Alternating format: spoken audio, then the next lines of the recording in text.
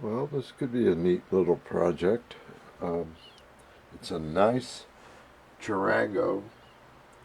Doesn't look like it's ever been played. The bridge is detached from the top. Um, these tuners are so hard to... look, I can barely twist it. This thing is just laboring. These things really need work. I'm undoing this end instead of the other end. But this is tragic. The luthier out in the middle of nowhere buys this whole headstock complete and attaches it to the tree generated body and neck right here with a scarf joint. Scarf joints are found on guitars all the time. It's very common, no problem, but this is ridiculous. We got to straighten that out before we ever try to tighten the strings again. So the problem with these tuners is they don't fit. This is just so disappointing. You don't want these posts to bend when the string is pulling on it. So you make these holes tight. Not too tight to keep it from turning, but tight enough so that this thing doesn't wobble back and forth. Well, let's look at one of these holes. It's not close. I mean, there's a wobble you could get. It's ridiculous. Now, they do this for 27 different reasons. Right off the bat, this headstock is probably made at the Acme Headstock factory someplace in Brazil. Factoria Acmea or something. And they buy these in bulk. They sell this entire headstock with the tuners on it. I'm pretty much sure that's how it's going to be. To the builders of these Charangos, and there's a scarf joint here. These two materials are not the same at all. This is made like in a place with machines, and this is made by hand, sort of. Now, the holes are made real big because they're a different pitch. You can't put these tuners in here without bending these things to make them fit. You can wiggle the tuner to kind of bend them into shape to get in the holes. But you can see how far off this thing is. 3/4 of it, this is at the back of the hole. The post is in the back hole. And 3/4 of this post is touching wood. The pitch of the holes is off from the pitch of the tuners by just about one whole shaft diameter. So right off the bat, you're forcing these to go in, and one is going to get forced more than any other for just because of, like, there's crap in these holes, by the way. So the one with the most crap is going to force this. Now, the next thing, this just goes on and on. Excuse me, but this is going to be probably its own little video. For these things to fit properly, you get into the design of actual, designing instruments. Well, the width of the headstock at the point where this goes in has to be at least twice the width of this post length, because another one's coming in there, and if you're not careful, they'll hit each other. These are on the verge of hitting each other, but then let's not deal with that. That controls the minimum width here. Now, they'd like this to be sleek for some reason, so these two bars are actually too thin. They're causing you to have to buy screws that are just too short. These screws are not usually in the luthier's lexicon of parts. They're too short. Okay, let's just keep moving. I don't care about that. The short screws work. There's 6 holes. 1, 2, 3, 4, 5, 6 holes, 4 screws. Yeah, save a little money.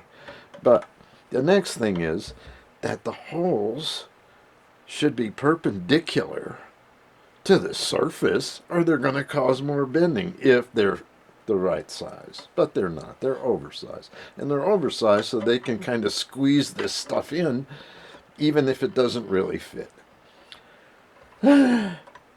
So what we're going to do here now, regardless of that,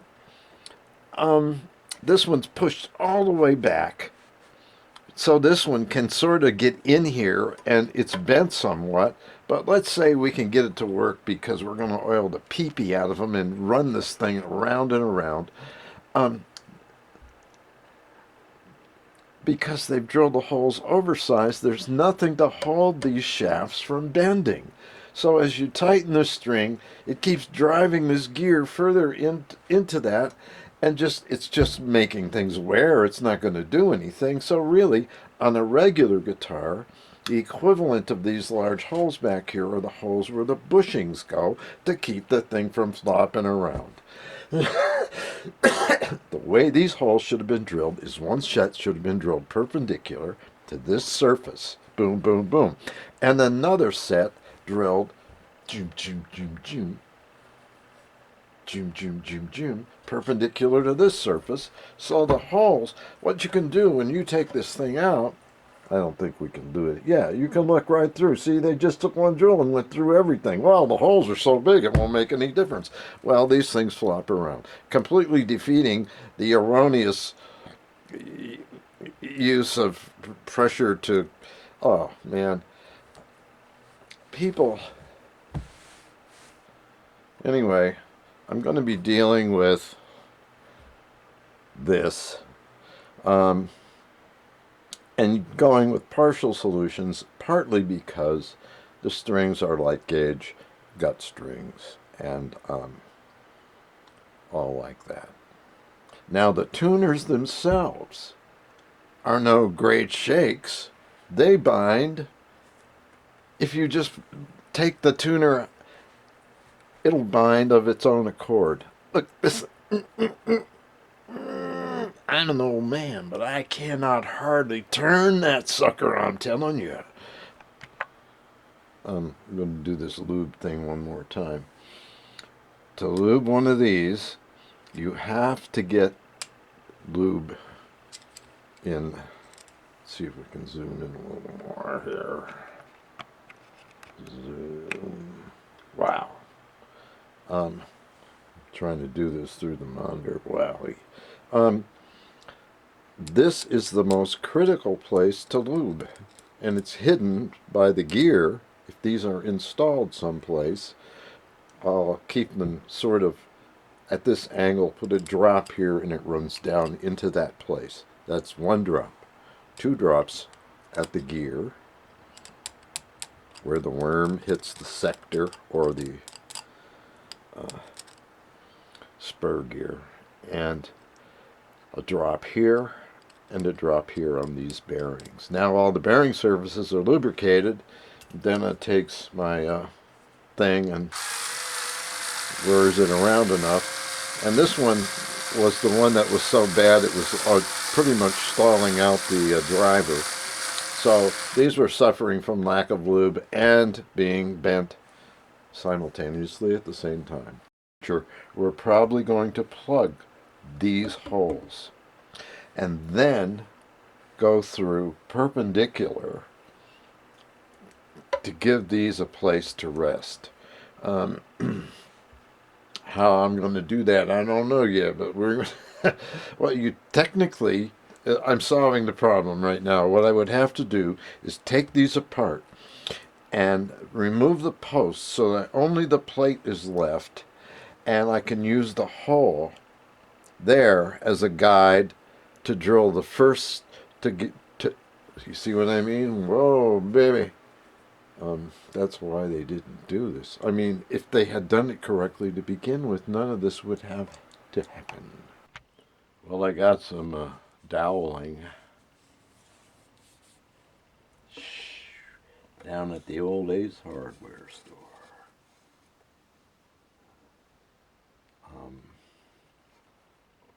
We're only plugging the inside holes. These holes make no difference in many ways.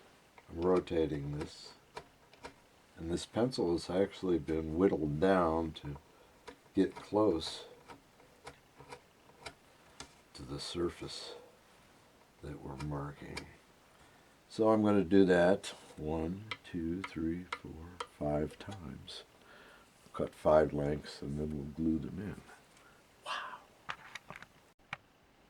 So I have a vise, but it's outside, that I can clamp to there. What I've got here is this is for machinists and other people to use to be able to drill holes in the center of round sticks, rod.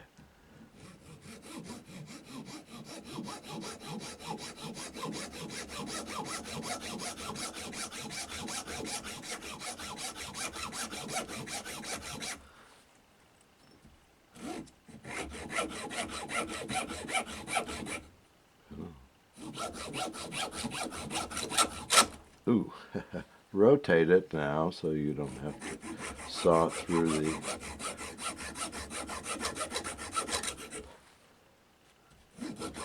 steel. Come on now. I can do it out here and it won't have to. Ooh, okay, there it is. So I'm just kind of cleaning up the ends. My plan here is to do this clean enough so where these don't stick out and all like that, and not have to dig into the sides and refinish it. There's really nothing in here. There's no finish in here. There's a little bit of stain in there maybe. It's pretty much raw wood. So, but I'm still going to try to do this cleanly so that I don't have really anything left sticking out noticeably. And by the time there's strings and the posts and everything around there, so this is the test fit, one might say. This is a special test fit, classical guitar repair and Charango doweling repair. Anyway, so now we have all of them in place, and they're getting ready to be glued. I don't know. I can't see that well into the viewfinder. Yum yum. So this one is almost 236, and we put the smaller drill through the tuner plate to make pilot holes, and now we're going to enlarge the pilot holes to fit the shaft of the posts, to fit the diameter of the posts. Okay.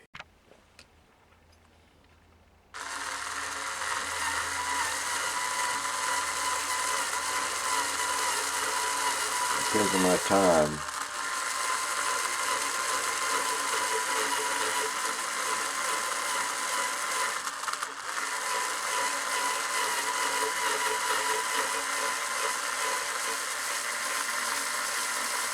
That didn't have a very deep pilot hole at all.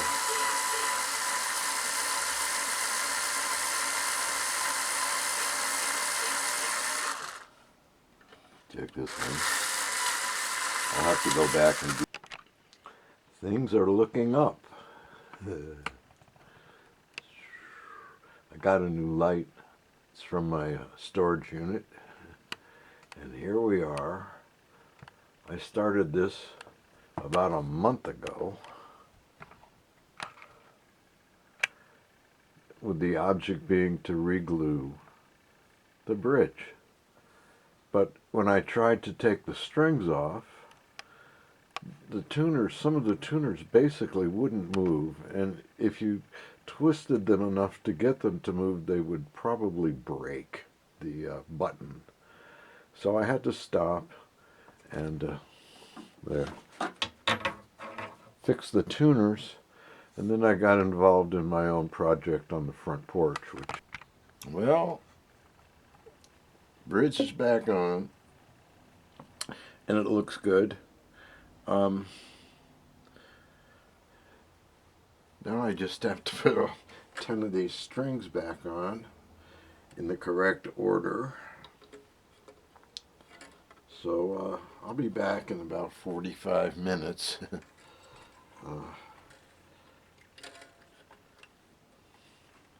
Each one is... I turn these so that if they're all turned flat that way, this won't work, but it'll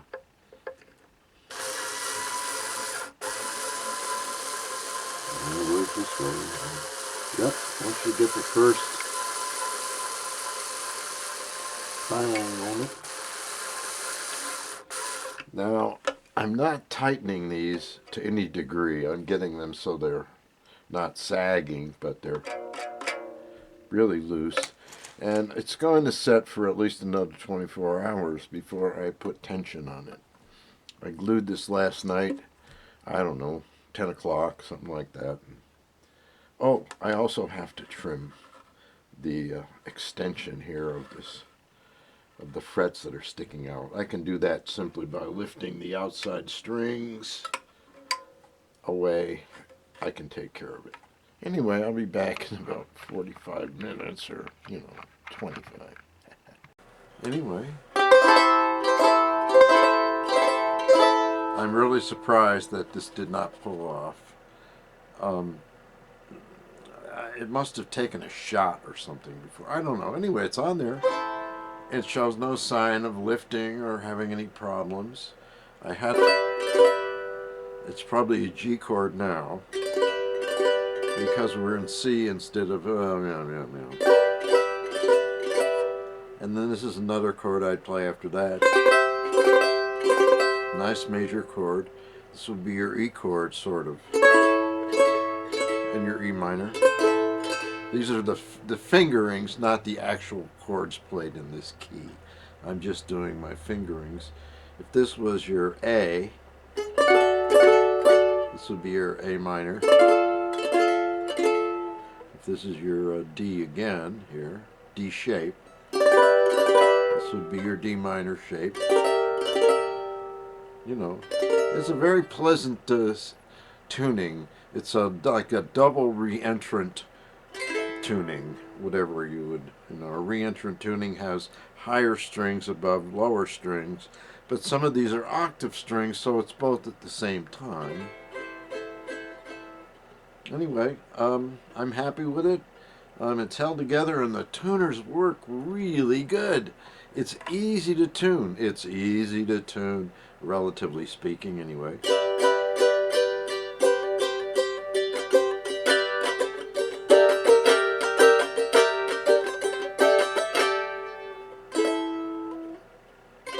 There's a C chord, I believe.